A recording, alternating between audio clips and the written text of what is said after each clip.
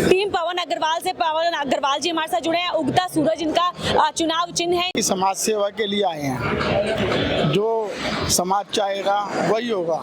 लेकिन पर समाज ने जो आज हमारा ये एक गेट टुगेदर था, तीसरा गेट टुगेदर, इससे पहले हमने शक्ति नगर में किया, उससे पहले शालीमार बाग कलम में किया, उम्मीद से दुगना इतना समर्थन मिल रहा है। इतने लोग आके कहने लग रहे हैं, हमारे ट्रस्टी भाई इतने खुश हैं कि परिवर्तन करना है, आपको लाना है, हम आपके साथ हैं। तो इसलिए तो एक्साइटमेंट की बात तो कुछ है ही नहीं। बात तो ये है कि अब दायित्व की, कि मैं इनका ऋण कैसे उतारूंगा, जिन्होंने मुझे इतना भरपूर समर्थन और इतनी आशाएं जगाई है मेरे और मेरी टीम के प्रति।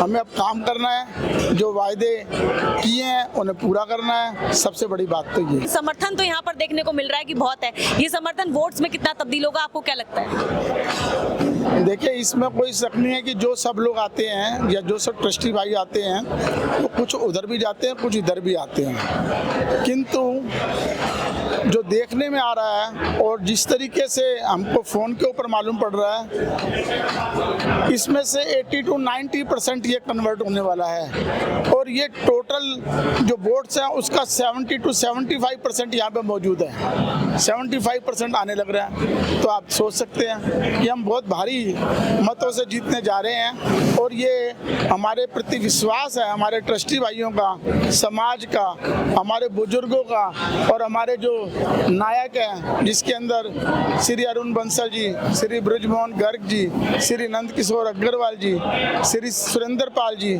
श्री भगवान बंसल जी, श्री चरण लाल गुप्ता जी, श्री शंकर सिंघल जी, श्री दिनेश गोयल जी, प्रेम सागर गोयल जी के पुत्र, इन सबका जो समर्थन और विश्वास है वो तो परिवर्तन लाएगा ही। सर, इस बार के जो मुद्दे हैं वो आपके क्या हैं? क्योंकि हर टीम अपने अपने मुद्दे लेकर चुनावी मैदान में उतरती है। आप किन मुद्दों को लेकर उतरे हैं? आपने बहुत ही, डिम्पल जी, अच्छा सवाल किया है। इसके ऊपर मुझे एक आपको 2 लाइन कविता के सुनाना चाहूँगा।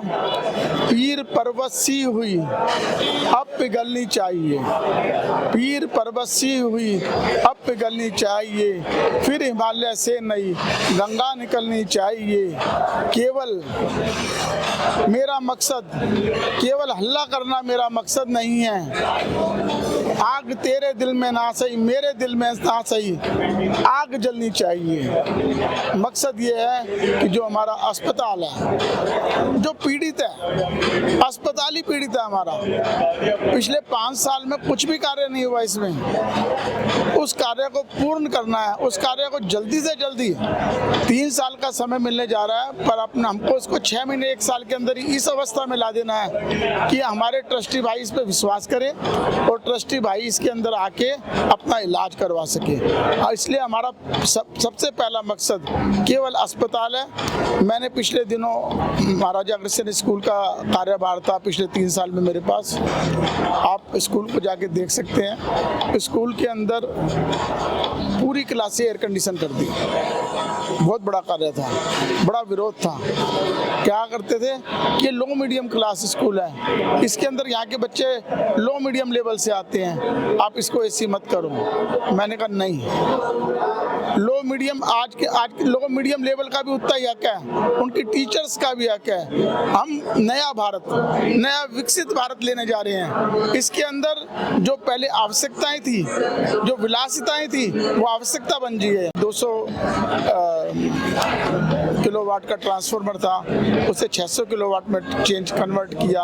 और भी बहुत सारे कार्य हैं। स्कूल को आज आप देखने जाओगे ना तो ऐसा नजर आएगा कि बेस्ट स्कूल इन नॉर्थ इंडिया। एकेडमिक में भी हमारे बच्चे जो हैं, एक यूएसए की लड़की यहाँ पे आके पढ़ने आई, निम्डी कॉलोनी में रही वो, और 1 साल तक रह गई। आपको तो जरूर पता ही होगा इस बात का, ऐसा नहीं है। और हमारे बच्चे जापान में जा रहे हैं, मॉरिशस के अंदर बेस्ट डांसर का अवार्ड लेके आए। आपका स्कूल आज एक छोटा स्कूल नहीं है, 3800 बच्चे पढ़ते हैं और कामयाबी के शिखर पे जाते हैं। इसी स्कूल से डॉक्टर और आईएएस बनने वाले हैं। ये ईश्वर से मेरी, प्रभु से मेरी दुआ है, अर्जी है कि वो सब इस तरीके से सक्सेस हो। हमारा काम ये है उनके लिए स्कॉलरशिप अरेंज करके देना। उनको कोई चीज़ की जरूरत है, हम अग्रवाल समाज के लोग, हम तो दानवीर हैं। लक्ष्मी कुलदेवी, लक्ष्मी माता हमारी कुलदेवी है। धन की कोई कमी नहीं है, बस एक ही हमारे में गुण है, क्या कि दान करो, ईश्वर अपने आप देगा। तो इसलिए क्यों नहीं करें हम। अब इसको आगे इसी तरीके से इस हॉस्पिटल के ऊपर कोई फंड की कमी नहीं है, कोई कमी नहीं है। हमारे अशोक विहार से इतना फंड पंजाबी बाग हॉस्पिटल को जाता है, जो उनका दिल है कि हमारे अस्पताल को जाए, हमारा अस्पताल बढ़िया बन जाए। हमारा क्यों नहीं बने, पर क्योंकि कार्य नहीं होता तो कोई भी अपना फंड थोड़ी खराब करेगा। अब देखिए, सबको विश्वास है, एक ये लहर नहीं आंधी है। मैं तो देख के हैरान हूँ, पहले मैं जिनके पास जाता था कि कृपया हमें मत दीजिए, वो ही आने लग रहे हैं और समूह के समूह आने लग रहे हैं। इसलिए मैं अपने ट्रस्टियों का बहुत धन्यवाद करता हूं और इस दायित्व को जरूर निभाऊंगा।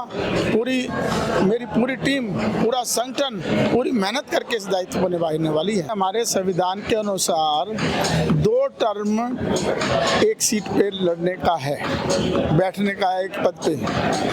तो जब उनके 2 टर्म हमारे प्रधान जी के पूरे हो गए, उसके बाद उन्होंने संविधान को तोड़ मरोड़ के और कैपिंग हटा के उन्होंने चुनाव लड़ने के लिए आए हैं। वो ये हमारा वायदा है। संविधान जो हमारा था वैसा ही रहेगा, जो कैपिंग हटा दी गई वो कैपिंग दोबारा लगेगी, ये हमारा वायदा है। हम अपने जब तक हमें सेवा का मौका मिलेगा और संविधान के अनुसार मिलेगा, तब तक ही हम कार्य करेंगे। हम छोड़ देंगे अपने पद को। नई ऊर्जा, नए संसाधन, नए लोग, नई चीज लेके आते हैं। आज मैं क्या नाम बिजनेस करता हूँ, मैं सोचता हूँ मैं बहुत कुशल हूँ, मैंने फैक्ट्री लगाई, ये किया वो किया।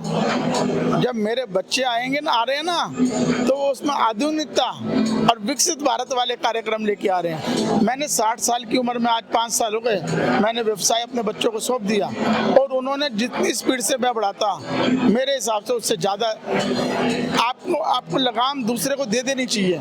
यही बात है। इसी तरीके से हमें इस सोसाइटी में भी जो आने वाली टीम, मेरी टीम के अंदर 2 युवा हैं बिल्कुल, जो कि एक तो एडवोकेट है विपुल और एक है हमारे संजीव गर्ग, दोनों 38-40 साल की उम्र के लोग हैं। आगे देंगे तभी तो कोई आने वाला होगा। कोई हमने ठेका ले रखा, हम जिंदगी भर इसी कार्य में लगे रहेंगे।